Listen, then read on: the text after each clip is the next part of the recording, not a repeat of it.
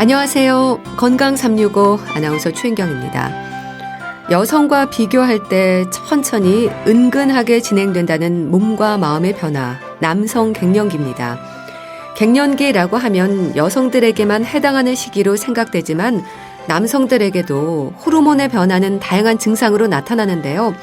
갱년기를 지나는 남성들의 건강, 어떤 부분들을 살펴야 하는 걸까요? 여성 갱년기와는 어떤 차이가 있을까요? 가을 탄다는 말로 표현되는 감정 변화도 남성 갱년기 증상의 하나로 볼 수 있는 걸까요? 오늘은 남성 갱년기에 대해서 알아봅니다. 9월의 마지막 토요일에 함께하는 건강 365 박효신의 야생화 듣고 시작하겠습니다. 남성들은 별다른 증상 없이 지나는 걸까요? 진행 속도가 서서히 완만하게 이어지는 걸까요? 남성들에게도 갱년기로 불리는 시기가 있고요. 여성들과 마찬가지로 호르몬의 변화가 원인으로 지적됩니다. 남성 갱년기 오히려 위험할 수도 있다고 하는데요. 경희대학교 한방병원 황덕상 교수와 함께합니다. 교수님 안녕하세요. 네, 안녕하세요. 네, 교수님은 혹시 아직 갱년기를 걱정할 때는 아니신가요? 어떤가요? 네, 저도 40대 중반이 되다 보니까 갱년기 걱정이 되더라고요. 그래서 물론 이제 여성과 같은 그런 갱년기라는 거보다는 요즘에 이제 코로나 이후로 좀 운동도 좀 못하고 좀 그랬더니 다시 운동을 좀 해봐야겠다 하는 생각에 운동을 했더니 이게 굉장히 다르더라고요. 그러니까 달리기를 해도 일정한 거리나 또는 일정한 그 페이스를 좀 맞춰서 뛰는 편인데 그게 굉장히 힘들게 느껴지고 좀 회복도 좀 예전과 다르게 좀 더디구나라는 걸 느낄 때 이게 갱년기, 남성 갱년기 증상의 하나일 수도 있겠다라는 생각이 들어서 조금 더 몸도 좀 유지를 하고 체력 보강도 하는 한약도 좀 먹고 그래야겠다라고 생각을 하고 있습니다. 그러시군요. 여성들에게는 이 폐경을 전후로 갱년기를 일단 짐작을 하는데요. 어떻습니까, 교수님? 남성들의 경우에는 좀 다른가요? 그렇죠. 아무래도 이제 여성은 딱 50이 돼서 여성 호르몬이 줄어들면서 이제 생리가 딱 끊어지는 이제 폐경이라고 하는 명확한 그런 기준이 있어서 그 즈음으로 해서 갱년기 전 증후군 또는 갱년 후 폐경 후 증후군 이런 식으로 얘기를 하는데 남성은 이제 남성 호르몬이 마찬가지로 이제 30대부터 좀 점점 줄어드는데 서서히 줄어들기도 하고 그리고 또 이게 줄어들었다고 해도 완전히 여성 호르몬이 줄어드는 것처럼 완전히 이제 바닥까지 내려가는 건 아니기 때문에 개인차에 대한 증상도 좀 다르고 또 어느 정도 역치 이하로 떨어지는 시기들도 좀 다르기 때문에 남성들은 오히려 갱년기 증상들이 좀 다르게 오는데 뭔가 여러 가지 신체적인 변화들이 오게 됩니다. 네. 그러니까 남성 갱년기 역시 호르몬의 변화가 원인인 거네요. 그렇죠. 이제 남성 호르몬, 특히 이제 테스토스테론이라고 하는 이제 남성 호르몬이 이제 줄어들게 되면서 사실 우리가 호르몬의 그런 기능들은 우리 몸에서 대사도 주관하고 운동 능력이나 자율신경계통 여러 가지 이런 부분들을 좀 조절을 하게 되는데요. 그렇지만 이제 남성에 있어서는 이제 남성 호르몬을 줄면서 이제 근력이나 이런 부분도 줄고 체력이라든지 또는 집중력이라든지 그런 심리적인 부분들 이런 부분들까지도 여러 가지 면에서 줄어드는 것에 대해 영향을 미치게 됩니다. 네. 남성과 여성 갱년기는 이제 호르몬이 떨어지는 속도에 차이가 있다는 말도 하던데 그렇습니까? 그렇죠. 아무래도 이제 여성들은 40대 중반부터 해서 50대까지 이제 급격하게 이제 줄어들기 때문에 생리를 규칙적으로 하던 분들도 요 시기가 되면은 갑자기 생리량도 줄어들고 또는 생리 시기도 이제 건너뛴다든지 오히려 이제 변화들이 좀 많이 오게 되는데 이제 남성 호르몬 같은 경우는 이렇게 매달 일정하게 유지를 하는 변화가 있는 것은 아니고 그냥 꾸준히 좀 줄어드는 그런 형태가 나타나기 때문에 오히려 사람에 따라서는 그런 증상이나 시기들이 좀 다르게 되는데요. 한의학에서도 이제 남성은 이제 여성과 다르게 이제 58, 40세에 다르면은 신기가 쇠하면서 여러 가지 신체 기능이 좀 줄어든다고 얘기를 했거든요. 결국 이런 신기가 줄어든다. 우리 신기가 줄어드는 게 신장 기능, 정력, 체력 이런 부분들이 좀 줄어들게 되면서 오히려 이제 우리 몸에서 있는 여러 가지 노화가 되는 여러 가지 부분들이 좀 나타나게 됩니다. 네. 그런데 여성 갱년기의 증상은 너무도 다양하지 않습니까? 남성들의 경우에는 어떨까요? 흔히 가을 탄다 이런 말로 약간의 우울감을 표현하는 분들도 계시던데요. 그렇죠. 이제 우선적으로 나타나는 것은 남성적은 신체적으로 이제 나타나게 되는데 네. 뭐 근력이나 이제 골밀도도 줄어들고 그러면서 이제 체력이나 뭐 우리가 스태미너, 뭐 정력 이런 부분들이 좀 줄어드는 것들을 좀 많이 좀 느끼게 되고 근데 이제 그거에 따라와서 같이 뭐 이유 없이 초조함이나 뭐 불안감이나 이런 뭐 우울한 그런 증상들이 나타나게 되면서 네. 또는 이제 젊을 때와 다르게 뭐 결단력이나 추진력 뭐 이런 자신감이나 이런 집중력이나 이런 부분들이 떨어지면서 업무 능력이 더 줄어들고 이것 때문에 또 상대적으로 또 심리적으로 더 불안해지는 그런 것들이 좀 따라오게 되는데 네. 어떻게 보면 이제 선우는 좀 다를 수는 있지만 어떻게 보면 신체적인 부분들에서 기능질이 좀 떨어지고 그것과 더불어서 이런 정신적인 심리적인 부분들이 또 같이 변화가 오게 되는 그런 것들이 남성 갱년기의 증상으로 볼 수 있습니다. 네. 이런 호르몬만 떨어지는 게 아니라 세로토닌이라는 물질도 감소하면서 우울감의 증상도 보이는 건가요? 보통 이제 뭐 세로토닌이라는 호르몬이 가장 이제 우울증과 밀접하게 연관돼서 설명하는 그런 호르몬이기도 하거든요. 네. 그래서 이제 남성 호르몬이 줄어드는 것과 더불어서 이럴 때는 이제 우리 이런 여러 가지 호르몬이라는 거는 한 가지만 작용하는 게 아니라 우리 몸에서 이제 여러 가지 그런 신체 건강 상태와 밀접하게 연관이 있는데 그 중에 이제 세로토닌도 좀 이제 좀 더 감소를 하게 돼서 우울감이나 이런 것들이 좀 더 나타나게 됩니다. 물론 이제 이 세로토닌 한 가지만 뭐 이유를 할 수는 없지만 어떻게 보면 이제 우울증 또는 우울감이라고 하는 것은 뭐 젊은 나이에 있는 그런 세로토닌이 많이 부족해서 우울증이 왔을 때 이어지는 부분들도 있고 네. 또는 이런 갱년기가 되면서 이렇게 남성 호르몬이 줄어들고 또는 사회 심리적으로 또는 사회 관계에 있어서 어떤 영향력이나 줄어들면서 이런 우울증이나 우울감들이 더 심하게 나타나는 증상들을 볼 수 있죠. 그럼 이런 우울감을 넘어서 우울증으로 고생할 정도로 심하게 갱년기를 지나는 분들도 많습니까? 그렇죠.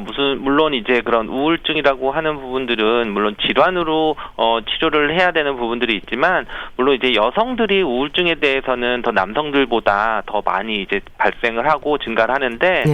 어떻게 보면 이제 갱년기가 됐다는 거는 여성도 남성화가 되는 거고 남성이 오히려 또 여성화가 되는 그런 호르몬 변화들이 바뀌는 거거든요. 네. 그러다 보니까 상대적으로 젊을 때 여성에 비해서 남성의 우울증이 좀 적고 이 중년기가 돼서 어떻게 보면 이제 그 갱년기가 됐을 때는 남성들이 상대적으로 좀 우울증이 더 늘어나는 것처럼 보이는 거죠. 그래서 이제 기본적으로 그런 게 심리적으로 우울증이라는 증상들이 좀 있던 부분들은 더 악화된다든지 아니면 우울증 정도까지는 아니지만 우울감이나 이런 것들이 좀 심화되면서 오히려 정신과적인 그런 치료가 필요한 그런 분들도 좀 늘어나게 됩니다. 근데 우리나라는 뭐 남자는 좀 강해야 한다 이런 생각을 많이 하시잖아요. 특히 지금 갱년기를 지나는 세대에서는 더 그렇지 않나 싶은데요. 그러다 보면은 증상을 외면하거나 또 참는 걸로 지나는 분들도 많을 것 같은데 어떨까요? 그렇죠. 아무래도 뭐 우리 남성이 여성보다 더 강하다. 뭐 이런 거 또는 이런 나이가 되면은 뭔가 이제 자기의 역할들을 확실히 하고 좀 뭔가 사회적인 외부적인 거에 안정감을 더 확보를 하는 그런 나이가 되는데 그러지 못했을 때는 상대적으로 더 불안감을 느끼게 되는 거거든요. 어떻게 보면 우리가 이제 우울증이나 이런 것들이 왔을 때에도 사실 여성에게 있어서도 우울증이 올 때는 어떻게 보면 좀 남들에 비해서 내가 뭔가 차별을 받는다 또는 사회적으로 부족해진다 또는 이제 남성들 같은 경우도 내가 이 나이에 됐을 때는 뭔가 더 안정적으로 뭔가 더 이뤄놨어야 되는데 그런 걸 또 못 이뤄놨으면 더 이제 좀 불안해지는 그런 것들도 있는데 사실 이제 통계를 보면은 남성 사망률이 40대 그 사망률이 여성애보다 이제 3배 정도 높다고 해서 사실은 여러 가지 질병이나 심장병, 뭐 당뇨 이런 것들이 중년기에는 또 남성들이 또 더 많은 이제 위험들이 노출이 되는 분도 많이 있거든요. 그래서 이제 오히려 이럴 때는 그런 심리적으로 뭐 내가 억지로 참아야 된다거나 남자니까 더 건강하다 이렇게 생각하기보다는 내 몸이 좀 이상인 증상이 나타나거나 뭔가 불안하거나 하면은 먼저 검사를 하고 꼭 확인을 해서 관리를 미리 빨리 시작을 하는 것이 이러한 뭐 중년, 갱년, 우울증이나 남성 갱년기를 좀 잘 지나는 방법이 될 수 있습니다. 흔히 이제 드라마를 좋아하고 또 눈물도 많아질 때 갱년기를 짐작하기도 하는데요. 이 남성 갱년기 증상으로 우울감 외에 또 어떤 증상들이 있을까요? 그렇죠. 뭐 주된 증상으로 이제 피로감을 느낄 수도 있고요. 뭐 기억력이 저하된다든지 또는 이제 신체적으로 근력도 저하되고 그리고 이제 이때 테스토스테론이 이제 콜레스테롤 소비와도 연관이 되기 때문에 뭐 비만과 당뇨나 이런 부분들도 좀 밀접하게 연관이 되어 있고 또 이제 남성 갱년기와 이제 골다공증과 연결되기로는 또 이제 근육량이 또 감소되는 경우들도 있어서 체력이라든지 뭐 집중력 이런 것들도 밀접하게 관련이 되면서 또 이것과 더불어서 이제 우리 성기능이 저하되는 뭐 발기부전이 있다든지 뭐 성욕이 저하된다든지 또는 이런 것 때문에 상대적으로 이제 심리적으로 위축이 된다든지 이런 부분들도 좀 많이 나타날 수 있는데요. 결국은 이제 우리 남성 갱년기의 그런 증상들이 어떻게 보면 약간 노화의 일종 남성 호르몬이 감소되면서 또는 이럴 때 이제 또 그런 스트레스나 이런 거를 뭐 과도한 음주나 뭐 나쁜 생활 습관으로 고혈압, 당뇨 또는 뭐 이제 간질환 같은 그런 신체적인 요인들이 더 많이 나타날 수 있다고 해서 뭐 우리나라 남성의 40대 남성 중에 한 30%가 남성 갱년기 증상이 있다고 할 정도로 이런 증상들이 뭐 다양하게 나타날 수 있습니다. 그렇다면 교수님, 이런 증상들을 좀 완화할 수 있는 방법, 그러니까 세로토닌을 늘릴 수 있는 방법은 없는 건가요? 그렇죠. 우리가 뭐 세로토닌이라고 하면 어떻게 보면 우울감, 우울증, 심리적인 것만 얘기를 하는데 사실은 우리가 스트레스 관리를 하는 부분이 어떻게 보면 굉장히 좀 중요할 수 있는 부분이 되고요. 또 우리가 우울증 얘기하거나 할 때 세로토닌을 늘리게 하는 가장 좋은 방법이 약물 섭취 말고 어떻게 보면 운동이거든요. 운동이요. 결국은 뭐냐면 우리가 뭐 남성 호르몬을 좀 늘리거나 하는 부분들을 좀 개선시키거나 하는 것도 또한 운동이 될 수도 있는데 왜냐하면 우리가 이제 운동이라고 하는 것은 우리 몸에서 이제 긴장을 시키는 그런 에피네프린이라든지 이런 호르몬들이 다른 면에서 좀 분비가 좀 조절이 된다든지 테스토스테론 분비가 조금 변화가 된다든지 또는 이제 근육량이 는다든지 하는 것들이 사실 이런 호르몬과의 밀접한 연관들이 있습니다. 그래서 이제 가장 이제 안전하면서도 좀 가장 꾸준히 하면서 좋은 것은 보통 이제 햇볕을 쬐면서 아침 오전 시간에 유산소 운동이나 이제 근력을 좀 늘리는 근력을 유지하는 그런 운동들을 하는 것이 이런 세로토닌을 자연스럽게 분비를 좀 늘릴 수 있다고 얘기를 하는데요. 결국은 이제 여러 가지 그런 호르몬들이나 뭐 스트레스 호르몬들이나 이런 것들이 관여하는 것을 해소하는 방법은 운동을 꾸준히 하는 것이 가장 이제 안전한 방법이고 좋은 방법일 수 있습니다. 네. 그리고 또 뭘 좋아하는지 취미도 잊고 살았다는 말도 많이들 하시는데요. 이렇게 잠재워둔 취미 생활을 할 수 있도록 찾아보는 것도 좋은 방법이지 않을까 싶은데요. 어떨까요? 그렇죠. 우리가 이제 남성 갱년기라고 할 때 심리적으로는 뭐 자신감은 상실이다 또는 뭐 의욕 상실이라도 할 수도 있지만 어떻게 보면 이제 상실감이거든요. 결국은 내가 이제 가지고 있던 젊을 때 그런 남성성, 거꾸로 보면 뭐 여성들은 이제 그 여성성을 좀 잃어버리기 때문에 그것에 대한 좀 불안감, 우울감이 나타날 수 있는데 그 상실감을 보완하거나 반대로 볼 수 있는 게 성취감이거든요. 결국은 이제 취미생활이라고 하는 것이 단순히 내가 그것을 하면서 내 다른 생각을 좀 없애고 집중을 할 수 있거나 하는 이런 것들도 있지만 작게 성취감을 올릴 수 있는 그런 취미생활을 하는 것도 좋거든요. 뭐 내가 이런 걸 했을 때 뭐 작은 것을 만들어주거나 뭐 어떤 요즘에는 뭐 남성들도 이렇게 가구 조립하는 거를 뭐 하더라도 딱 만들었을 때 이게 뭐 진짜로 쓰임새가 좋고 이런 것보다도 내가 뭔가 무에서 유를 창조했다는 어떤 이러한 그런 성취감이나 이런 것들이 있을 때 실제로 그런 것이 주는 나의 그런 회복 능력이라든지 또는 더 이거를 잘하기 위해서 체력을 더 키워야 되는 그런 동기부여가 된다든지 여러 가지 면에서 긍정적일 수 있기 때문에 물론 취미 생활을 뭐 한 가지만 하는 것은 좋진 않지만 뭐 여러 가지 자기 그 상황에 맞춰서 내 성취감을 느낄 수 있는 그런 취미 생활을 하나 정도는 꼭 찾으시는 게 이 시기에 보면은 굉장히 중요한 방법일 수 있습니다. 가족들이 도와줄 수 있는 부분은 없을까요? 그렇죠. 사실은 우리가 이제 갱년기 이런 부분들에서 상실감을 느끼고 성취감을 느끼고 하는 부분들이 가족과의 관계 속에서도 굉장히 영향이 많이 있는데 뭐 다들 잘 아시겠지만 뭐 갱년기가 되면은 이제 같이 따라오는 게 뭐 아이들의 그런 중이병이 같이 따라와서 그 중이병과 갱년기가 이제 충돌하는 그런 어떻게 보면은 이제 벗어나려고 하는 그런 아이들과 또 나는 인정을 받고 내가 또 이제 그거를 또 지켜주려고 하는 그런 그 세대 간의 좀 그 갈등이 있을 수 있는데 사실 이럴 때 서로 인정해 주는 거거든요. 뭐냐면 아이들도 어떻게 보면 이제 어린 학생이지만 자기 나름대로 주체적으로 할 수 있는 것을 인정도 해주고 또 거꾸로 그런 것들이 부모님들이 또는 이제 그 중년의 그런 부부들이 잊어버릴 수 있는 것들, 그런 모습들 때문에 내가 지금까지 이제 있을 수 있고 공부도 계속 잘해나갈 수 있다는 그런 보호자로서의 또 인정을 해주는 이런 부분들이 같이 도와주는 것이 사실 어떻게 보면 이제 가족들이 가장 힘을 받을 수 있는 거거든요. 남들이 인정해주는 것보다 그동안 수고 많이 하셨다, 아니면 지금 있으니까 내가 이 정도로 더 할 수도 있고 앞으로 계속 좀 더 건강하셔라, 이렇게 자꾸 인정을 해주는 그런 말 한마디가 어떻게 보면 그 아빠로서 또는 엄마로서의 그런 가장 큰 상일 수도 있는 거라는 점을 가족들이 다 좀 이제 공유를 하고 자주자주 인정을 해주고, 맨날 하는 얘기지만 칭찬도 해주고 하는 것들이 어떻게 보면 우리 뭐 마당놀이에서 옆에서 주연이나 조연들이 한마디 했을 때 옆에서 흥을 돋구는 한마디를 했을 때 더 흥이 나고 같이 이제 신명나게 그렇게 결론이 되듯이 이제 그런 노력을 하는 것도 굉장히 중요한 것 같습니다. 네. 근데 또 이런 배려와 노력에도 불구하고 이제 증상이 지속되거나 할 때 병원을 찾아야 될 것 같은데요. 교수님은 진료실에서 주로 어떤 말씀들을 하세요? 네, 아무래도 이제 갱년기 때문에 오시는 분들에게 어떻게 보면 저는 약간 긍정적인 얘기를 좀 자꾸 해드리려고 노력을 하는데요.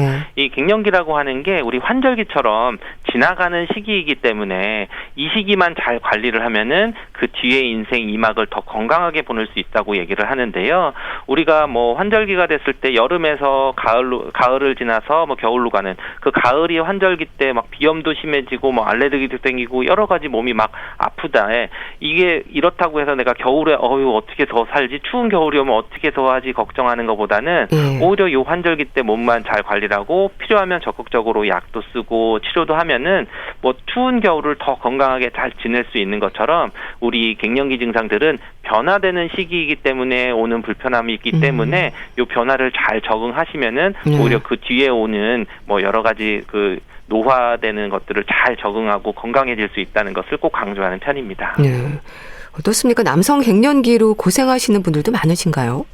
네, 아무래도 뭐 저희가 여성 질환들을 보기 때문에 여성 갱년기를 더 많이 보지만, 근데 이제 같이 부부가 같이 들어와서 이제 진료를 하시다 보면은 남성분들에게 있어서도 오히려 이런 갱년기 증상들에 또 몰래 와서 이제 좀 물어보시거나 좀 상대적으로 아내분들 뭐 현재적으로는 아내분들의 그런 갱년기 증상들이 상대적으로 더 많이 호소를 하시고 하지만 남성 갱년기들도 분명히 이제 조금 일종의 약간 터부시하면서 약간 성적인 것도 또 조금 얘기를 뭐 좀 꺼린다든지 그런 쪽으로 좀 지나가는데, 오히려 이제 그런 남성들도 따로 이제 개인적으로 오실 때에는 만만치 않게 그런 심리적인 불안감 또는 뭔가 이제 의욕이 상실되거나 체력이 좀 줄어들면서 우울감 이런 것들을 또 많이 호소를 하시게 됩니다. 그러니까 요즘은 남성 갱년기에 대해서도 많이들 또 알고 정보도 많이 갖고 계시네요. 그렇죠. 아무래도 사회적으로 기대하는 것들이 이런 질환들에 있는 것도 인식도 높아지지만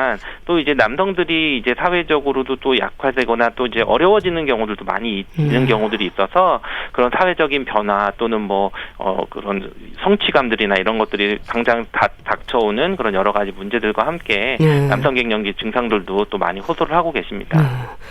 또 지켜보는 아내들의 고민도 커질 것 같은데요. 어떻습니까, 교수님? 이 갱년기를 지나는 남편을 바라보는 아내의 시각과 남편이 느끼는 증상에 좀 차이가 많은가요? 그렇죠. 아무래도 여성들의 갱년기는 딱 이제 폐경이라고 하는 그런 증상들이 딱 있어서 폐경이 되니까 갱년기구나 하니까 어떤 신체 변화가 있거나 뭐 감정적인 변화가 있어도 갱년기니까요라고 얘기를 하지만 남성들은 어떤 그런 변화가 딱 나타나는 게 아니라 갑자기 뭐 일 잘하던 사람이 갑자기 의욕이 떨어진다든지 뭐 갑자기 뭐 멀쩡하게 뭐 소화도 잘 되고 다른 병이 없는 것 같은데도 뭔가 의욕이 떨어지거나 이런 거 나타날 때 그런 시기적으로 이제 딱 이게 갱년기구나 하는 느끼는 명확한 지표는 없기 때문에 사실 남성 갱년기가 조금 더 애매한데 이럴 때는 증상은 다 다르지만 같은 그런 나이대가 되면은 갱년기, 이 남성 갱년기, 여성 갱년기가 다 있을 수 있다는 것을 인정을 해주고 이게 병처럼 느껴질 수 있는 그런 시기구나라고 해서 오히려 심하면은 치료도 받아야 되는 그러한 질환이 남성 갱년기라는 것을 그 아내분이 좀 인정을 해주는 것도 필요합니다. 그렇게 치료가 필요한 경우도 있을 텐데요. 근데 갱년기에 살이 찌는 분들이 있는가 하면 또 살이 빠지는 사람도 있는 것 같습니다.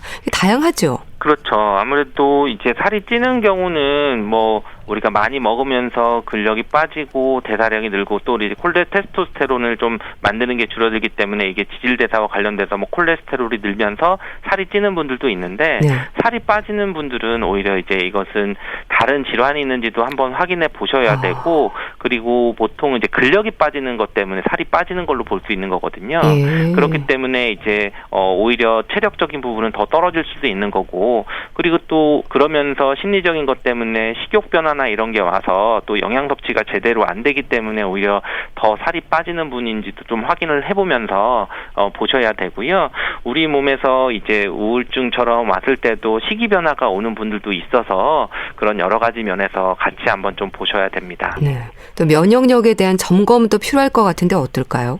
그렇죠. 우리가 뭐 면역력이라고 하면 사실은 정확하게 진단은 되진 않지만 뭔가 이제 뭐 통증에 대해서 뭐 더 자주 와서 회복이 잘 안 된다든지 아니면 뭐 감기도 뭐 별로 안 했었는데 감기를 더 자주 앓고 지나간다든지 뭐 이런 것들이 뭐 쉽게 느끼는 뭐 면역력의 변화들이나 이런 것들을 볼 수 있는데요. 네. 그렇지만 이제 남성 갱년기는 보통 이제 자가 진단을 하는 방법이 몇 가지를 물어보는 게 있습니다. 그래서 이제 뭐 성적인 흥미가 줄었거나 또는 뭐 피로하거나 무기력하다든지 또는 뭐 근력이나 지구력이 감소되었다든지 또는 키가 줄어들었다든지 또는 삶에 대한 즐거움이 줄었다든지 뭐 슬프거나 불만 짜증이 많거나 또는 뭐 남성 발기력이 감소됐다든지 또 운동을 조금만 해도 지치거나 또는 저녁 식사 후에 바로 졸리거나 네. 일의 능률이 감소했거나 이런 한 10가지 정도 중에서 한 3가지 정도 이상이 되면은 약간 남성 갱년기가 좀 의심이 될 수 있는데 뭐 지금 한 10가지가 보면은 주로 이제 뭐 일에 대한 즐거움 또 체력적인 것 또는 성적인 이런 부분들이 좀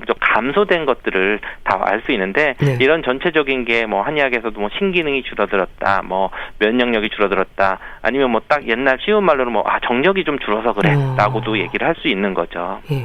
그러니까 남성 갱년기를 짐작할 수 있는 자가 진단법이 또 그렇게 있군요. 네, 그래서 물론 뭐 정확하게 남성 갱년기를 진단할 때에는 뭐 의학적으로는 테스토스테론의 수치를 검사를 하고 그리고 이제 이러한 성적인 부분이나 다른 증상적인 부분이 몇 가지가 더 나타나야 뭐 진단을 한다고 하는데 어떻게 보면 이런 수치들은 또 좀 다르고 증상적인 부분을 임상적으로 판단하는 것이 더 남성 갱년기를 진단하는데 좋은 방법입니다.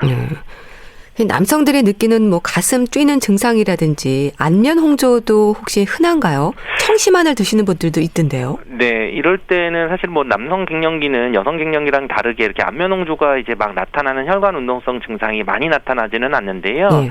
아마도 이제 이런 것을 느끼는 분들은 젊을 때보다 이제 심폐 기능이 떨어지기 때문에 사실은 우리가 느끼는 운동을 할 때 뭐 두근거리거나 뭐 가슴이 뻐근하다고 할 때 뭐 부정맥이 있다든지 뭐 사실은 다른 심장 질환들을 의심을 해봐야 되는 분들도 많이 있고요. 네. 또는 이제 혈압들이 괜찮으셨다가 혈압이 조절이 안 되거나 그런 것들 때문에 문제가 되는 것이라서 단순히 이제 이런 증상들이 나타날 때는 남성 갱년기라고 그냥 이거 괜찮다고 지나가는 것보다는 혹시 이제 그런 심혈관계통 질환에 문제가 생겼거나 또는 뭐 혈압이라든지 뭐 이런 부분들을 꼭 한번 체크를 해보셔야지 되는 거고 그냥 단순히 넘기시면 안 되는 그런 질환의 문제로 좀 접근하시는 것이 좋습니다. 네, 그러니까 몸이 너무 처지거나 너무 피로감이 또 계속 지속된다라고 할 때도 점검을 해볼 필요가 있겠네요. 그렇죠. 기본적으로는 뭐 우리가 피로감을 느끼는 것들이 여러 가지 뭐 우리가 간 때문이야라고도 얘기하죠. 네. 뭐 간 기능에 문제가 있을 수 있는 게 가장 흔하게 생각하지만 네. 실제로는 뭐 심장 문제가 있어서 피로감을 느낄 수도 있고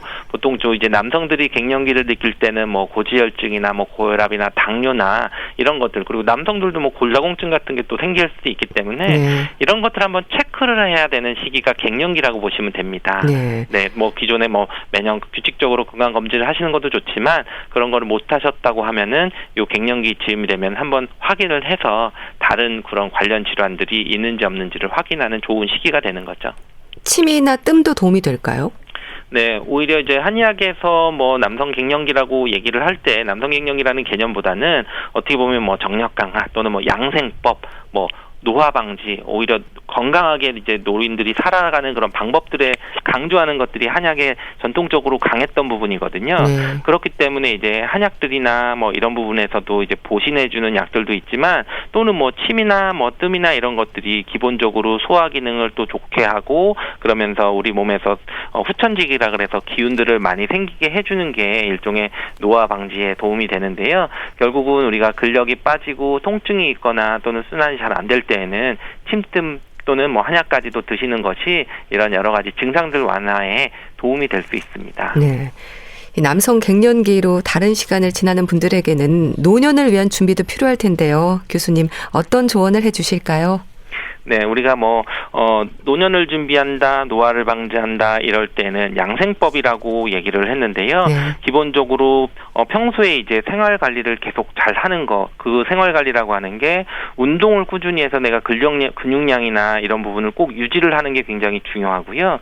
그리고 너무 기름지거나 좋은 거를 많이 먹는다기보다는 평소에 내가 소화를 잘 시킬 수 있는 그런 부분들을 식사 습관을 좀 규칙적으로 가져서 뭐 고혈압, 당뇨나 뭐 이런 부분들을 갑상선질환, 간질환 이런 것을 예방을 하는 것들이 또 중요하고요. 네. 그리고 어떻게 보면 이제 우리 때에 맞춰서 사계절에 맞춰서 살아가듯이 내 이 갱년기 이후에 오는 어떻게 보면 가을과 겨울, 인생의 가을과 겨울에 해당하는 그런 계절에 맞춰서 예전보다는 강한 것보다는 좀 적절한 강도와 적절한 세기의 그런 운동이나 생활 습관 또는 어떤 업무나 이런 것도 뭐 많이 하는 것보다는 좀 살살 좀 줄여가면서 마음의 안정을 좀 찾아가는 그런 생활 습관을 유지하는 것이 좋습니다. 네, 알겠습니다.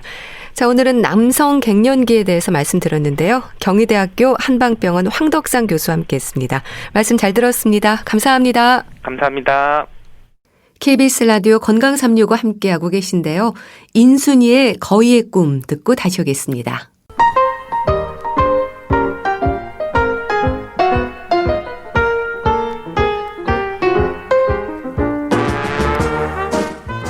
건강한 하루의 시작. KBS 라디오 건강365 최윤경 아나운서의 진행입니다.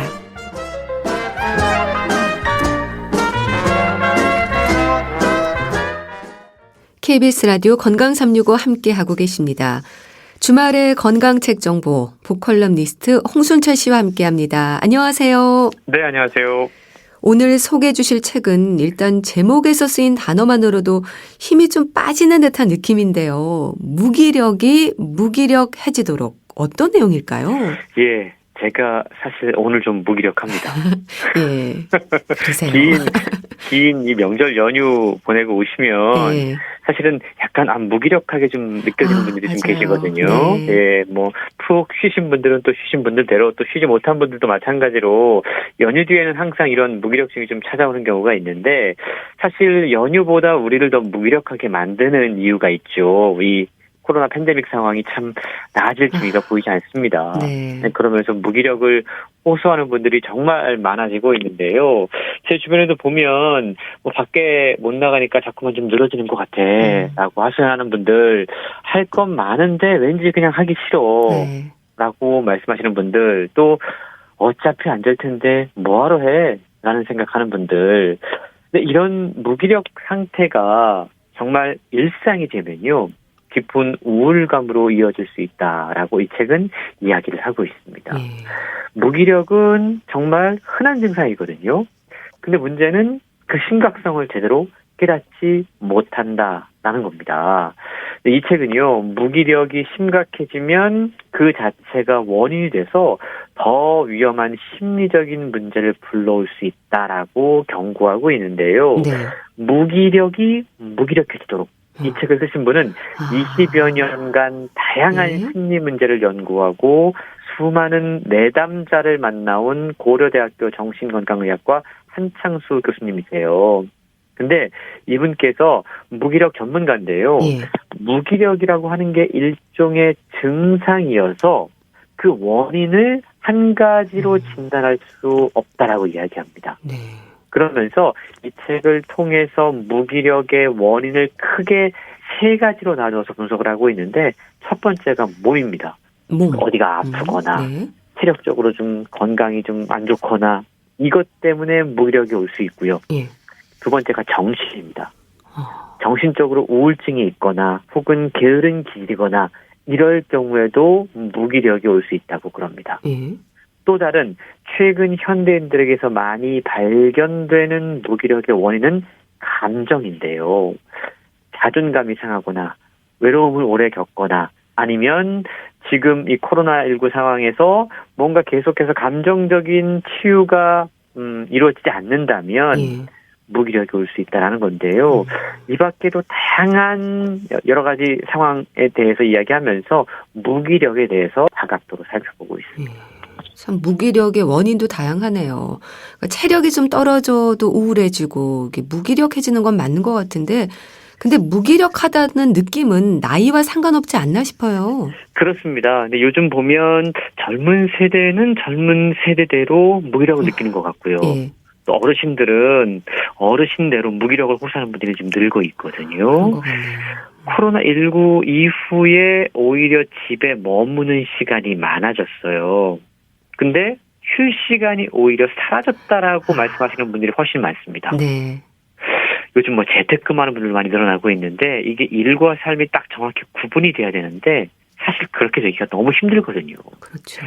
퇴근 후나 휴일에도 메신저로 계속해서 업무 지시를 받는 분들이 계시고 일과 어떤 삶의 경계가 무너지면서 부담감이 늘고 있다고 그러는데요. 네. 그리고 지금 감염병 시대의 다양한 변화에 적응하지 못하는 것도 무기력의 원인이 될 수 있다는 거죠. 사실 우리가 어떠한 변화에 적응하는 게 큰 스트레스일 수 있거든요. 그렇죠. 근데 거기에 따라가지 못하면 내가 시대에 뒤처지는 것 같은 취급을 당하고 느낌을 받으니까 이게 또한 의욕 상실로 이어질 수 있다라는 겁니다. 네. 최근 들어서 감정적인 문제로 무기력에 빠지는 분들도 늘고 있는데요. 자존감이 낮아지고 있고 공감하기 위해서 왜 우리가 감정 노동이라고 이야기하잖아요. 상대방의 말에 대해서 끊임없이 공감해줘야 되는 여기서 오는 공감 피로 현상을 겪는 분들이 많다고 그래요. 네. 또 외로움을 겪는 분들 이런 것들도 무기력의 원인이 될 수 있는데요. 자존감 이게 사실은 되게 중요하거든요. 우리의 자존감 삶에 중요하죠. 있어서. 예. 근데 자존감을 이루는 여러 기둥이 있는데 그 가운데 하나가 자기 효능감이라고 그럽니다. 이게 뭐냐 하면 예. 내가 그동안 이루어놨던 업적에 대한 자부심, 그리고 내가 무언가를 할 수 있다라는 능력, 그리고 내가 나에게 주어진 일을 해낼 수 있다라는 자신감이 일종의 자기 효능감이에요. 그런데 최근 들어서 자기 효능감이 떨어지는 분들이 상당히 많습니다. 내 맘대로 되는 일이 없는 거죠. 그러다 보니까 자신의 의지대로 할 수 있는 게 줄어들고 있고 작은 성공을 경험할 기회도 없다 보니까 자기 자신을 실패자라고 낙인을 찍으며 사는 분들이 상당히 많이 있습니다. 네. 특히 젊은 세대들이 요즘 이런 상황들을 많이 경험하고 있는데요. 예. 흑수저라던가 아니면 자신의 처지를 비관한다던가 아니면 계속되는 취업의 실패로 인해서 자기 효능감이 떨어지고 자존감이 떨어지면서 지금 무기력을 겪는 분들이 상당히 많이 있다는 거죠. 예.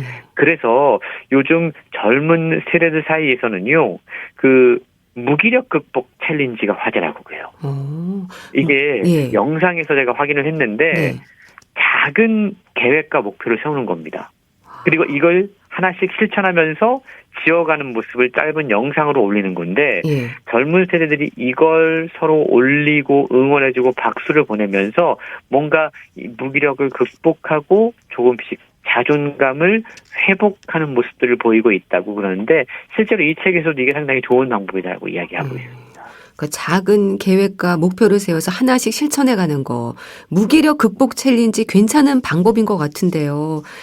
사실 직장인들이 이렇게 무기력에 빠지는 원인을 보면 스트레스, 피로 이런 부분들이 원인으로 작용하지 않을까요? 그렇습니다. 신체적 피로도 무기력의 중요한 원인 가운데 하나예요. 네. 우리가 이런 걸 번아웃이라고 이야기를 하죠. 몸이 계속 늘어지고 의욕이 샘솟지 않는다면 자신이 하고 있는 일의 양을 점검해야 되고 건강검진을 받아보는 것이 좋다라고 책은 조언하고 있는데요. 네.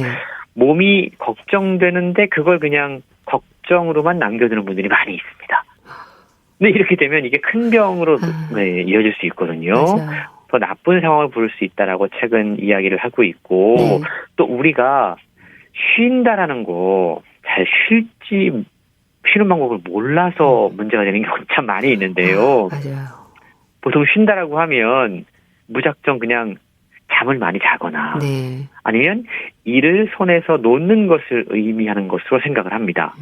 그런데 이 책은요. 네. 쉰다라는 것의 올바른 의미를 재정의하고 있어요. 뭐냐 하면 예.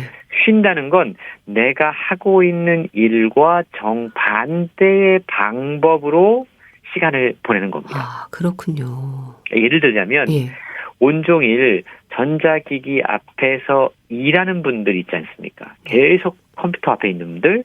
근데 이런 분들은 쉴 때는 컴퓨터와 멀어지는 거죠. 그러니까 스마트폰, 노트북 앞에 만약에 계속 앉아있다면 네. 이건 쉬는 게 아니라 도로 몸을 혹사시키는 것이다. 이렇게 되면 무기력으로부터 벗어날 수 없다라고 최근 이야기하고 있는데 하루 종일 전자기기 앞에서 일하는 분들에게 좋은 휴식 방법은요. 예. 가볍게 걷거나 그러니까 디지털 활동을 멈추는 거예요.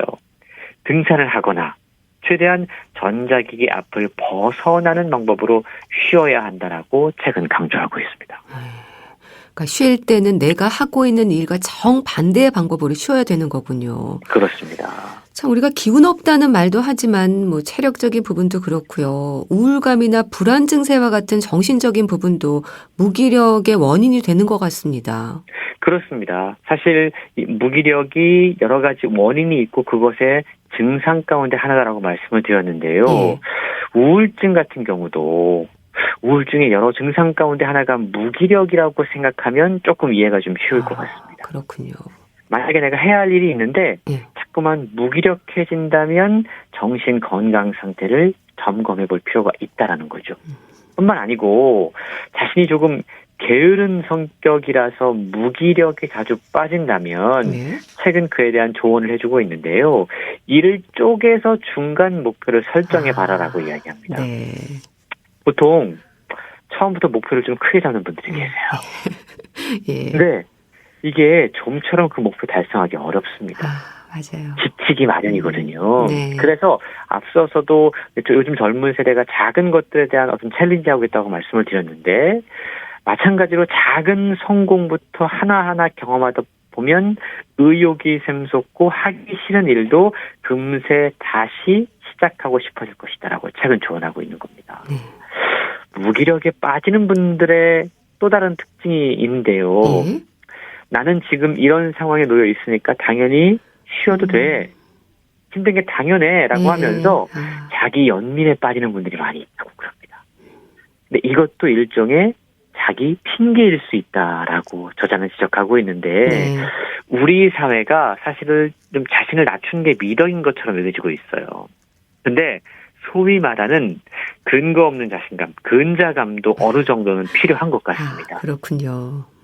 자기 연민에 의해서 무기력에 빠진 사람들은 자존감을 높여줘서 예. 본인 자신을 좀 칭찬하고 지지하는 연습을 좀 해야 되는데요. 또 한 가지 저자가 무기력의 원인으로 보는 것 가운데 하나가 요즘 유행하는 공감 피로라고 하는 겁니다. 공감 피로요? 특히 서비스 직종에 종사하는 분들 예. 타인에게 지나치게 공감해야 되는 분들 되게 많잖아요. 예. 분명히 옷이 안 어울리는데 옷이 어울린다고 공감해줘야 되고요. 또 다양한 이유로 뭔가 이 손님들의 상황에 응대를 해줘야 되는 분들 이런 분들은 타인의 상황이나 이야기에 계속해서 공감해 주다 보면 네. 진이 빠져서 아무것도 하기 싫어지는 경우가 있는데 그러니까 앞서서 제가 소개해드린 다양한 사례들만 보더라도 무기력이 얼마나 다양한 경로로 우리를 찾아올 수 있는지 쉽게 짐작할 수 있다는 것이죠. 그렇다면 무기력이 무기력해지도록 이 책 제목처럼 이 무기력의 늪에서 빠져나가기 위한 방법들이 제시되고 있는 건가요? 예, 물론 병원을 방문해서 의학적인 조언을 구하는 것도 상당히 중요합니다. 예. 그런데 책에는요, 스스로 할 수 있는 방법들이 많이 소개가 되고 있는데요. 저자가 무엇보다 가장 강조하는 방법은 무엇이든지 일단 시작하라. 일단 시작하라. 하는 거예요. 일단 시작하면 소위 자이가르닉 효과라는 게 발휘된다고 이게 합니다. 뭔가요? 자이가르닉 효과는 러시아의 심리학자 블루마 자이가르닉이 명명한 개념인데요. 예. 무언가 해야 할 일이 남아있을 땐 그걸 우리가 계속 잊지 못하고 찜찜한 기분을 느끼는 현상을 자이가르닉 효과라고 이야기해요. 그러니까 우리의 뇌가 일단 시작한 건 작업 기억 공간 위에 올려놓는 겁니다. 네. 그리고 이걸 완성하려는 경향이 있는 거예요. 그래서 일단 시작하면 계속 그렇게 떠오르게 되는 거죠. 그래서 결국은 그걸 하게 된다는 겁니다. 예. 우리에게는 한두 줄 글을 끄적여두면 딴짓을 하면서도 계속 그것에 대해서 생각을 하고 결국 이야기의 빈 곳을 채워나가려는 인지적인 능력이 있다는 건데요. 네. 또 한 가지 무기력에서 탈출할 수 있는 좋은 방법, 유머의 힘을 활용하는 겁니다. 유머의 힘을요. 네.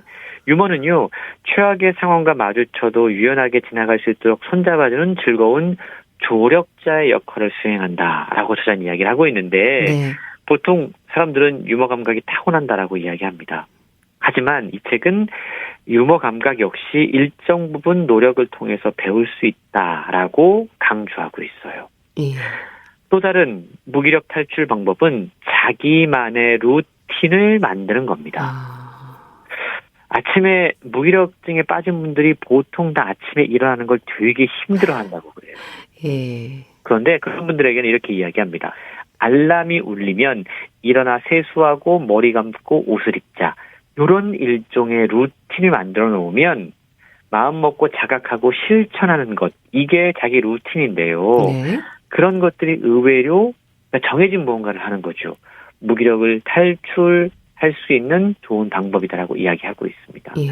당장 내가 할 수 있는 일들을 해내면서 성취감을 느끼면 무기력에서 빨리 벗어날 수 있고요. 직업적으로, 학업적으로 미치는 부정적인 영향도 최소화할 수 있다고 그럽니다. 예. 무기력을 극복하기 위한 여러 방법들을 제시해 주셨는데 또 신체적인 능력을 기르는 것도 중요하겠죠? 그렇습니다. 우리가 무언가를 하려고 할 때 사실 먼저 마음을 먹잖아요. 예. 마음 먹는 것도 대단한 용기입니다. 근데 마음만 먹으면 뭐예요? 할 수가 없을 때. 근데 보통 우리가 실천하지 못하는 이유는 체력이 딸려서 예. 하는 경우가 되게 많거든요. 그러니까 체력이 어느 정도 받쳐주지 않으면 마음까지도 약해져서 뭔가를 시작할 용기가 나지 않는 경우들이 좀 있습니다. 그래서 체력은 마음 건강에도 지대한 영향을 미치게 되는데요. 흔히 우리가 체력을 측정할 때 소나기로 쥐는 힘, 이걸 우리가 악력이라고 이야기하잖아요. 네. 이걸로 체력을 측정한다고 그럽니다. 그런데 고려대학교 연구팀에서 3,169명의 국가 건강 영양조사 자료를 토대로 이 악력과 우울증의 상관관계를 분석을 해봤다고 그래요. 예. 근데 이 연구에서요, 악력 정도에 따라서 참가자를 4그룹으로 나누었는데 악력이 가장 낮은 그룹은 가장 높은 그룹에 비해서 우울증이 발생할 가능성이 2배 가까이 된다는 사실을 찾아냈다고 그럽니다. 그렇군요. 그러니까 체력에 따라서 우울증, 번아웃, 무기력이 찾아올 가능성도 상당히 달라질 수 있다는 건데요. 네. 저자는 무기력은 원치 않는 손님이다. 그래서 원치 않는 손님이 언제 어떻게 찾아올지 모른다라고 이야기합니다. 그래서 책의 제목처럼 무기력이 정말 무기력해지도록 우리가 늘 몸과 정신과 감정을 잘 다스리기 위해서 많은 노력을 기울여야 한다라고 강조하고 있습니다. 네. 참 내가 지금 무기력에 빠져 있는 게 아닌가 점검해보고 좀 벗어나려는 노력을 해야겠네요. 정신건강의학과 전문의가 쓴 무기력이 무기력해지도록 소개해 주셨는데요. 북컬럼니스트 홍순철 씨와 함께했습니다. 잘 들었습니다. 감사합니다. 네, 고맙습니다. 신화의 I Pray For You 보내드리면서 인사드릴게요. 건강365 아나운서 최인경이었습니다. 고맙습니다.